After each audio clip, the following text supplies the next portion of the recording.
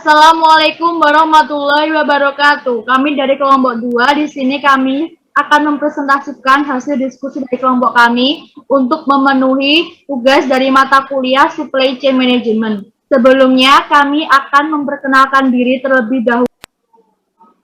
Nama saya Kristi Fauzi, NIM P1220018. Saya Gradeleta Prima Gandes, NIM V1220035.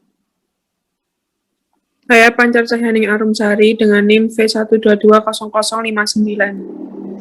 Saya Zawa Aulia Miranda dengan NIM V1220085. Di sini kami akan mempresentasikan tentang Enterprise Resource Planning, Manufacturing Execution System, and Warehouse Management System pada perusahaan PT Indofood Sukses Makmur Tbk. Yang pertama, Enterprise Resource Planning atau ERP. Pengertian Enterprise Resource Planning atau ERP adalah struktur sistem informasi yang digunakan untuk mengintegrasi proses bisnis dalam perusahaan manufaktur jasa yang meliputi operasional dan distribusi produk yang dihasilkan. Tujuan dan implementasi ERP adalah menyatukan semua divisi yang ada dalam perusahaan menjadi satu sistem yang dapat dikendali secara terpusat. ERP lebih ditujukan pada sistem back office, di mana sistem ERP tidak bersentuhan secara langsung dengan konsumen. ERP yang digunakan oleh perusahaan PT Indofood Tbk. Perusahaan yang beroperasi di Cina dan Nigeria dapat menjual lebih dari 8 miliar paket mie instan setiap tahun. Beberapa variasi produknya antara lain seperti snack, kecap, bumbu penyedap, makanan bayi, dan soft drink. Sebuah cakupan bisnis perusahaan Indofood dapat meningkatkan pasar ke depannya untuk membuat ERP menjadi faktor penting dalam kesuksesan perusahaan.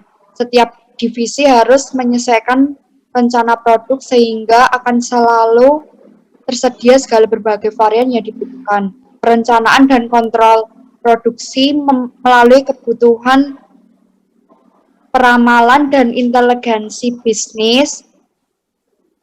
Indofood mempercayakan SAP Advanced Planner dan Optimizer sebagai SAP Business Information Warehouse. Sistem ERP Indofood memiliki 3 kriteria antara lain yang pertama reliability, yang kedua scalability, yang ketiga kemudahan manajemen.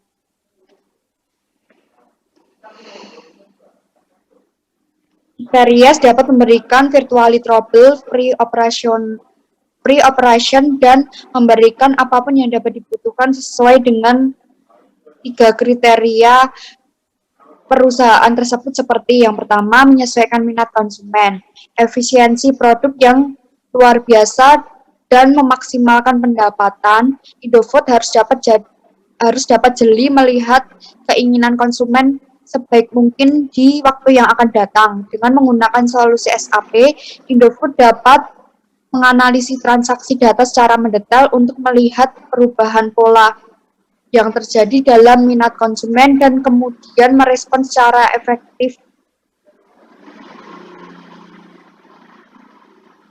Yang kedua, distribusi informasi. Data yang disediakan oleh SAP R3 Sistem dan SAP APO sangat penting untuk perencanaan produksi dan pengendalian persediaan di bagian operasional, manajemen menengah, dan tim eksekutif tidak perlu data transaksi yang mentah.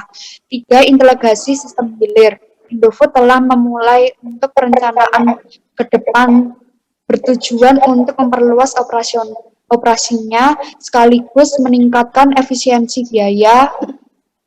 Tujuan bisnis saat ini adalah untuk mengelompokkan pelanggan-pelanggan dengan lebih akurat.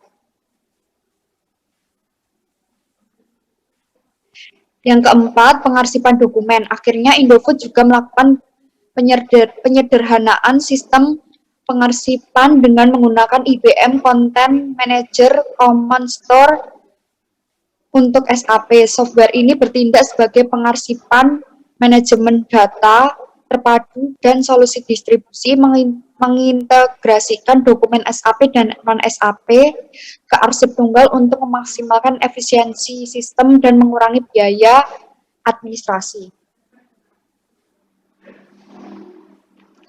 Yang kedua ada Manufacturing Execution System atau MES.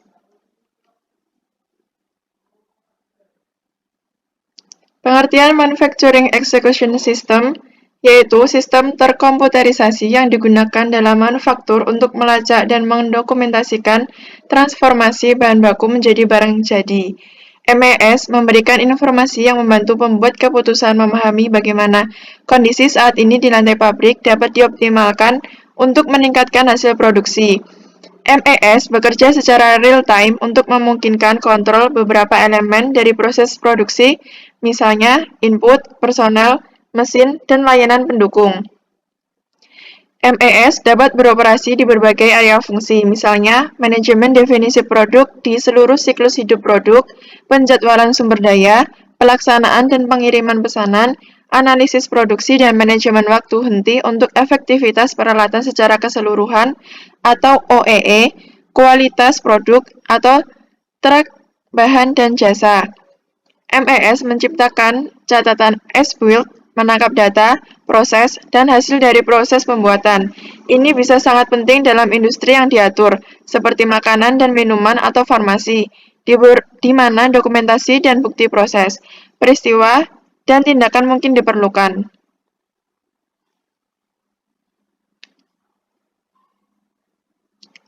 Selanjutnya, ada proses yang terjadi di PT Indofood Tbk. Yang pertama ada mixing atau pencampuran, yaitu proses pencampuran dan pengadukan material-material yang terdiri dari material tepung dan air alkali atau campuran antara air dan beberapa ingredient yang ditentukan, sehingga diperoleh adonan yang merata atau homogen. Yang kedua ada pressing, yaitu selain adonan menjadi homogen, campuran tersebut masuk ke dalam mesin pengepres adonan. Di dalam mesin pengepres, adonan melalui beberapa roll press. Next. Yang ketiga ada slitting atau pembentukan untayan, yaitu suatu proses pemotongan lembaran adonan menjadi untayan mie dan kemudian siap dibentuk gelombang mie. Yang keempat ada streaming atau pengukusan.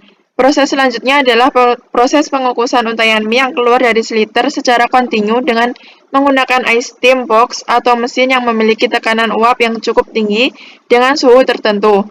Yang kelima ada cutting and folder atau pemotongan dan pencetakan. Pemotongan dan pencetakan adalah suatu proses memotong lajur mie pada ukuran tertentu dan melipat menjadi dua bagian sama panjang. Kemudian mendistribusikannya ke mangkok penggorengan.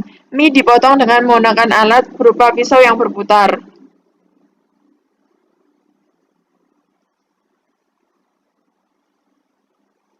Yang keenam ada frying atau penggorengan. Proses penggorengan adalah suatu proses merapikan mie di dalam mangkok penggorengan, kemudian merendamnya di dalam media penghantar panas. Yang ketujuh ada cooling atau pendinginan. Ruangan pendingin mie adalah ruangan atau lorong yang terdiri dari sejumlah kipas untuk menghembuskan udara segar ke mie yang dilewatkan dalam ruangan tersebut.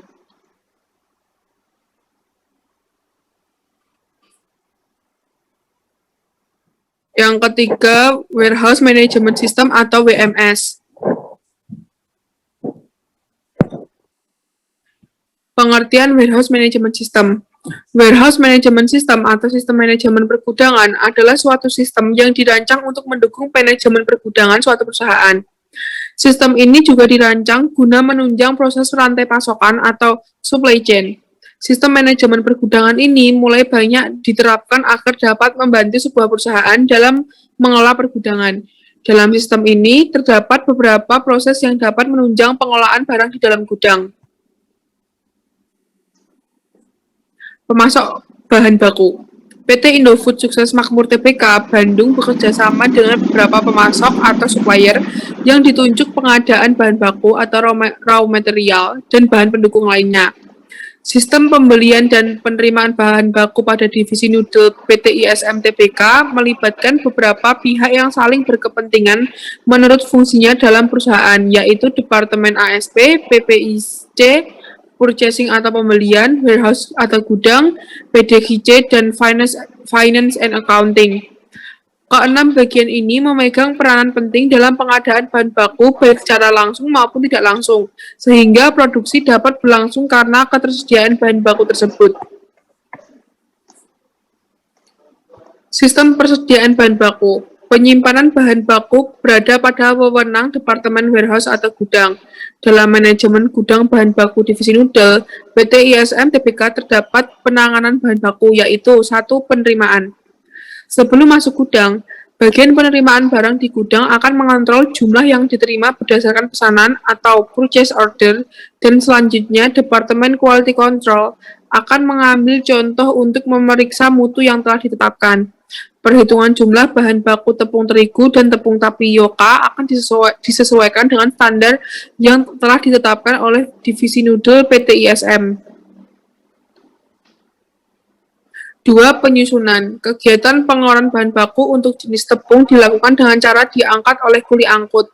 Setelah bahan baku diturunkan dari truk atau kontainer, bahan baku terlebih dahulu ditumpuk secara bersilang agar saling mengunci antar satu lapisan dengan lapisan lainnya di atas palet, sehingga bahan baku tidak terkontak langsung dengan lantai. Tinggi tumpukan maksimal tepung adalah 10 sak per palet. Ketiga, pengeluaran. Bahan baku yang dikeluarkan mengikuti sistem first in first out atau FIFO, yaitu bahan baku yang pertama masuk ke gudang dikeluarkan lebih dahulu dari gudang untuk proses produksi. Hal ini berkaitan dengan sifat bahan baku yang mempunyai batas kadaluarsa dan kerugian akibat penyimpanan yang terlalu lama. Bahan baku tepung terigu mempunyai batas penyimpanan di gudang bahan baku, yaitu 1 bulan. Pada cuaca panas, penyimpanan melebihi 1 bulan akan menimbulkan kutu pada tepung. Pemeriksaan produk akhir atau FG. Finishing good merupakan proses akhir yang telah mengalami proses panjang. Produk akhir yang sudah disimpan dalam gudang penyimpanan FG sebelum dicoba dipasarkan pasaran selalu dilakukan pemeriksaan secara teliti. Pemeriksaan ini merupakan persyaratan mutu yang harus dilakukan oleh perusahaan. Samping itu, setiap 1 minggu sekali, FG selalu dilakukan monitoring dan dilakukan analisa kimia. Alur proses pemeriksaan FG dari proses sebelum dikirimkan ke distributor yaitu sebagai berikut. Yang pertama, menentukan lokasi FG yang akan dianalisa. Kedua, sampling FG. Ketiga, melakukan analisa kehalalan produk fisik, organoleptik, dan kimia. Penanganan produk akhir atau FG finishing good. Pengudangan barang jadi merupakan penempatan sementara semua produk akhir atau jadi hasil pengapakan dari proses produksi sebelum dikirim ke distributor. Hal ini dilakukan untuk menampung produk hasil dari proses produksi dan sebagai buffer stok sehingga setiap waktu permintaan bisa langsung dikirim ke distributor dalam kondisi yang baik. Penanganan produk akhir dilakukan dengan cara yang pertama, penguatan dan pembongkaran FG dari dan ke dalam transporter atau alat transportasi tidak boleh dibanting, diinjak, dan diduduki. Kedua, penyimpanan FG dalam transporter diatur sedemikian rupa sehingga tidak merusak kemasan luar dan produknya.